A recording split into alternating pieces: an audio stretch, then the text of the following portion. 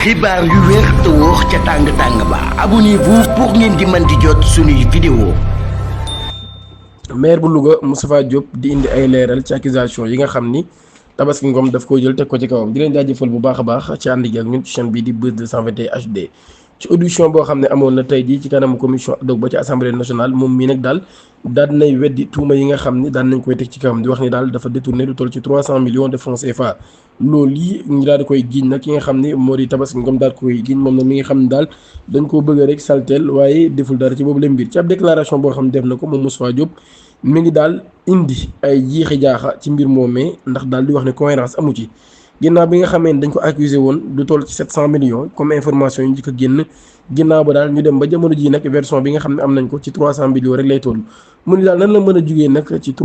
700 millions daal di ñëw nag ci li nga xam ni moo di 700 millions moo daal di ñëw ci li nga xam ne moo 300 millions loolu daal la daal di xam ne kon mu ni fan la dëgg féete ci boobu leen mbir ba tey moom mi daal muy wax nag loolu yi amul rek li nga xam ni moo di benn cohérence maanaam daal amul nag daal loo xam ne rek mën na cee dut baaraam ngir wane ne moo ko def ci boobu lépp dossier ba tey nag daal muy wax ne giñ yi nga xam ne moo ñu ko giñ boobu leen mbir daal teguñu ko fenn nag daal amul benn preuve boo xam ne nag preuve bu concret la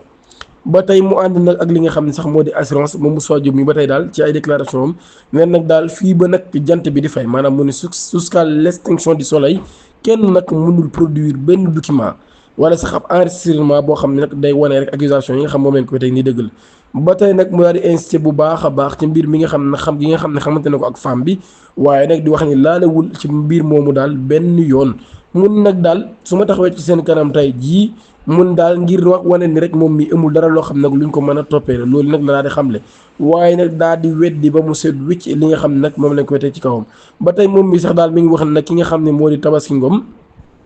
dafay rek jël li nga xam ne moo di ay tuuma teg ko ci kawam ngir nag daal di koy indil ay jafe-jafe waaye nag daal nee na amul rek benn preuve nag boo xam ne mën na koo indi contre moom day rek wóor juste nag lu mu def ngir rek daal di koy taxal ngir nag moom mi daal di mën a seet ci boobu le mbir loolu kon la Moustapha Diop daal di xamle ba tey nag moom mi daal muy wax nag li nga xam ni moo di innocence am ci boobu le mbir waaye nag di wax intention bi nga xam ne am na ko ngir défendre honneur am ak réputation am ba tax sax moom mii mu doon sàkku tey ji ci député daal ñoom ñëpp nag ñu daal di voté ngir ñu mën a lever li nga xam ni moo di immunité parlementaire am ci boobu le mbir ci boobu le vote sax ginnaaw bi nga xamee ni voté nañ ngir lever immunité parlementaire Moustapha Diop lu toll ci 115 députés ñoom ñoo voté ngir ñu daal di koy lever ak yeneen ñetti députés yoo xam ne nag voté nañ ngir seenu ñàkk d'accord ci ñu lever ko kon député Moustapha Diop ginnaaw bi nga xamee daan na expliqué tey ji ajuma gi ci kanamu collègue député am yooyu ci assemblée nationale bi daal ci accusation yi nga xam ni daan nañ koy teg ci kawam kon mu toll ci mbirum 700 millions wala 300 millions yoo xam doon nañ ko ci tudd ginnaaw bi nga xamee tey ji kon voté nañ ngir lever immunité parlementaire am c'est 165 inscrits 128 ñoo voté 115 yi daal ñoo voté nag li nga xam ne rek moo di 3 voté contre ak 10 députés yoo xam ne daal dañoo abstenir kon daal loolu yi ñu xam ne kon assemblée nationale daal day adopté kon ngir ñu lever immunité parlementaire bu député bii di Moustapha Diop ab employé boo xam ni dafa waroon a retirer ab somme bu toll ci 100 millions de francs CFA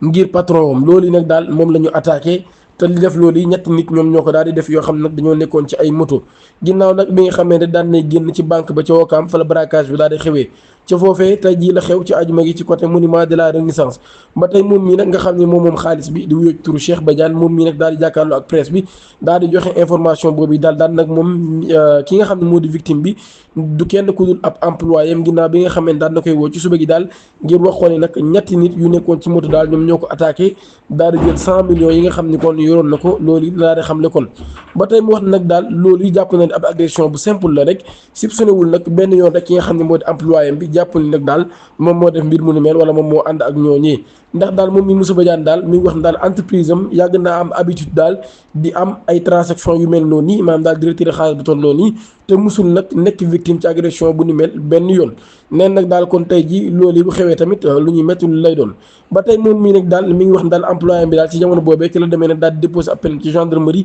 ginnaaw bi nga xam ne daal nañ koy attaqué moom mi nga xam ne moo di victime bi ba tey kon ginnaaw bi nga xam ne daal nañu alerté gendarmerie bu Wakaam ci ko loolu daal daan na tax ko ñaari ñëw ba foofee nga xam ne fa la mbir mi amee daal tijji ab enquête ci moomu la mbir nag ngir mën a teg loxo ñi nga xam ne ñoom ñoo jël somme bu am solo boobee ci révélation yi nga xam ni Moustapha Ndiaye Sare moom moo ko def moom mi nekk ministre porte-parole du gouvernement seen APR daan nay def ab communiqué daal ngir wane ak naqarloom ci boobu lim mbir moom mi nag daal mu jàpp ni ab état bu irresponsable la ñu am moo tax daal nag mu daal di wax ni kàddu yi nga xam ne daal daan nañ koy wax ci Moustapha Ba daal di avoué daal moom mii dafa doon làkk ay chiffres maanaam daal dafa doon maquiller ay chiffres ginnaaw ba nag ci la ñuy tujjee te raya li nga xam ne moo di bakkanam kon ñoom ñi daal ñi ngi wax daal irresponsabilité bi nga xam ne nag daal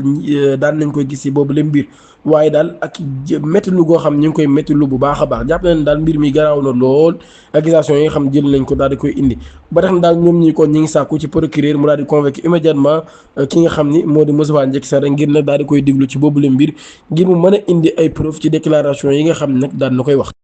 ginnaaw bi nga xamee ni daan nañ koy teg loxo moom mi ak yeneen ñaari gaal yoo xam ne nag dafa doon transporter lu toll ci juróomi téeméer nit ak ñeent fukk ak juróom-ñaar muy 540 personnes yoo xam ne dañoo bëggoon a dem bitim réew ki nga xam ne moo di maire bu Dionewar di Lansana Sarr moom mi ak ñi mu àndaloon kon daan nañ leen di placer sous mandat de dépôt 6 d'instruction bi moom moo def lu ni mel kon moom mi daal daan nay ordonné nag ñu daal tijji ab information judiciaire ci moom ñu ngi leen toppee nag association des malfaiteurs trafic d'immigrants mise en danger de la vie d'autrui et escroquerie maanaam ànd def ñaawteef ak def nag li nga xam ne rek moo di yóbbu ay nit ci bitim réew ci lu jaarul yoon ak daal dugal guuta ci dunduk doomu aadama ak li nga xam ne nag moo di ak njublan kon loolu yi lañ leen di toppee député yi daan nañ leen di woowaat kon ci ab séance plénière boo xam ne war dañ ko amal mercredi bi ñu dëgmal bu fukki waxtu jotee loolu yi président El Malick Ndiaye nag mi ngi koy xamle ni daal débat bi nag dinañ ko jëmal rek ci examen de loi 5/20/25 de la loi portant sur l'interprétation de la loi d'amnistie 2024-09 du 13 mars 2024 kon daal ñu xam ni woote boobu yi kon ñu leen woon nag mi ngi jëm ci projet de loi bu bees boobu nga xam ne bëgg nañ koo dugal ngir ne daal di interpréter li nga xam ne moo di loi d'amnistie boobu ñi nga xam ne nag ñoo di waa Y'en a marre ginnaaw bi ñu waxee daal dañoo war a arrêté nag li nga xam ni mooy farce bi ñuy def di wax daal lii wanewul jubal waaye wanewul tamit li nga xam ne moo di jubbanti proposition de loi bii nag daal moo gën a bon sax car bloquant yoo Ablaye Wade yi nga xam ne indi woon na ko fi ba loolu waroon le 23 juin car bloquant nag Ablaye Wade moo ko fi noonu mu nekkoon ab loi boo xam ni daf ko indi woon ngir waxoon ni daf si jublu woon rek gën a protéger li nga xam ni moo di constitution bi waaye nag loolu yi daal mel ni nag dafa bëggoon rek teg loxo ci ay mbir ba daal mën a def lu mu bëgg te kenn du ci mën a wax déet wala waaw loolu nag indi woon coow lu rëy moom mi daal caat loolu lay tëkkale nag ak proposition de loi bi nekk ab loi interprétative boo xam nag Pastef dañ ko yóbbu daal ci assemblée nationale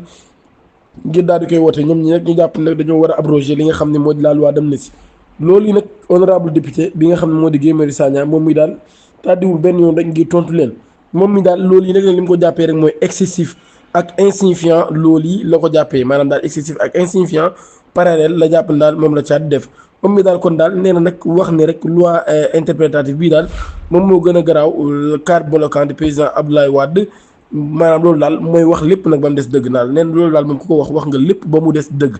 nen nag daal loolu yi excessif rek lañ ko mën a jàppee ak insignifiant di comparer ñaari mbir yooyu daal dafay mel ni sax da ngay saaga nag li nga xam ni moo di suñu intelligence loolu yi la Guy Marius Sagna daal di xamle di leen jaajëfal baax a baax ci ànd ak ñun ci chaîne bi di Buzz 221 HD di sàkku ngeen abonné suñu chaîne YouTube activé ko notification bi pour bañ a rater suñu yeneen vidéo jërë ngeen jëf